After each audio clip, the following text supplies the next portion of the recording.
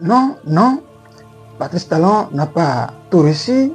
Vous savez, nous sommes tous admiratifs du mandat du président Patrice Talon, mais il faut également dire qu'il y a eu des ratés durant son mandat qu'il est important de soulever.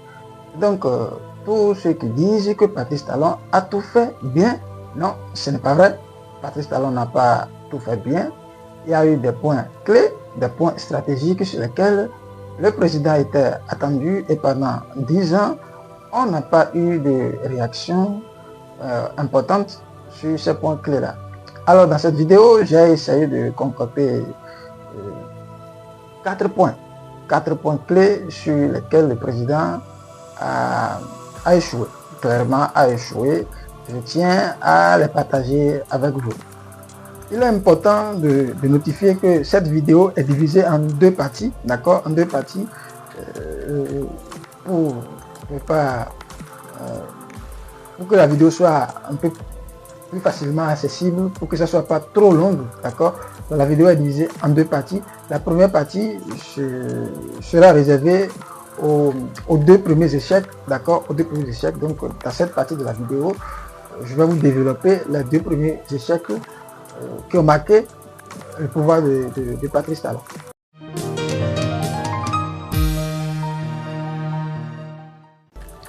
Alors, avant de continuer cette vidéo, abonnez-vous, d'accord, abonnez-vous.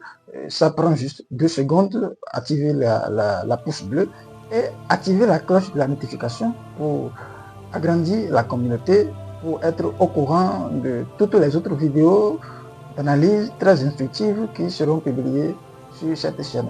Alors, nous sommes à l'heure du bilan, hein. Nous sommes juste au lendemain de la prise de pouvoir d'un autre président de la République et c'est le moment de faire le bilan de Patrice Talon.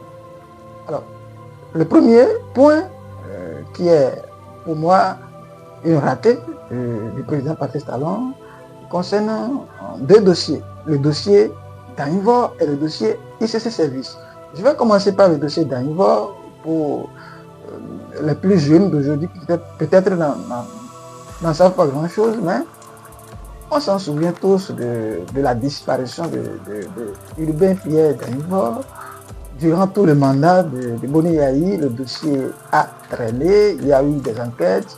On est allé déterrer un corps à Bomekalavi, je crois, à Womé dans le temps, et on l'a présenté le corps comme celui de Pierre Urbain Danivor, un cadre du ministère des Finances, du ministère des Finances, disparu. En son temps, à l'arrivée de Patrice Talon, on a cru que ce dossier aura un dénouement enfin et que la famille de Danivor sera située sur le sort qu'avait subi leur fils. Mais la désolation est de constater que cette affaire n'a pas connu d'avancement. Jusqu'à présent, on ne sait pas qui a tué Pierre Urbain Danivor, le pauvre Alafa qui était arrêté dans l'affaire n'a cessé de répéter la même chose. Donc voilà, on n'a pas eu d'avancement. Je crois que sur ce dossier, ça a été une ratée du président Patrice Talon. Le second dossier qui fait partie du premier point que je voudrais évoquer concerne l'affaire ICC Service. Vous savez, juste à l'arrivée de Patrice Talon, j'ai cru que cette affaire-là sera élucidée parce que ça concerne directement le pouvoir d'achat du peuple. Ça concerne directement le portefeuille du peuple. Cette affaire qui a éclaté en 2010, je vais vous faire un petit rappel, ICC Service, c'est un dossier, c'est une nébuleuse qui a éclaté en 2010, une affaire dans laquelle les populations ont déposé leur épargne parce qu'on leur a promis un taux d'intérêt énormissime. Donc la population y a cru et voilà, ça s'est éclaté, tout a éclaté en 1000 morceaux.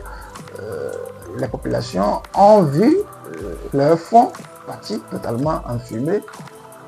Et durant le mandat de Boni Yayi, surtout durant le second mandat, il n'y a pas eu de dénouement, il n'y a pas eu d'avancement. C'est vrai, il y a eu la saisie des biens des responsables de ces services, il y a eu des inscriptions, des déposants, on leur a promis beaucoup de choses, mais à la fin, ils n'ont pas été remboursés. Et juste au lendemain de l'arrivée de Patrice Talon, ce dossier a été rouvert. Oui, il y a un procès qui a été organisé à grand renfort médiatique, il faut le reconnaître, parce que moi, je crois que vers la fin décembre 2018, je suivais même le procès à la radio en direct. Vous voyez? Mais par la suite, on n'a pas eu aussi d'avancement parce que les déposants n'ont pas été remboursés. On a entendu des témoins, mais les déposants n'ont pas été remboursés et tout est resté comme ça. Donc moi, je considère ça comme aussi un échec que j'impute au pouvoir de Patrice Talon. Vous voyez un peu. Donc ça, c'est le premier point. Le second point que je considère comme un raté du pouvoir de Patrice Talon, ça concerne les scandales. Les scandales qui ont été révélés au temps de Boni Yayi. Vous savez, il y en a beaucoup.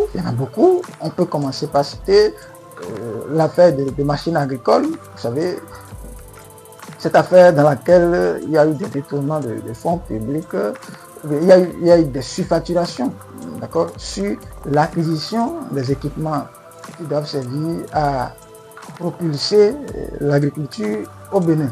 Je crois que cette affaire même a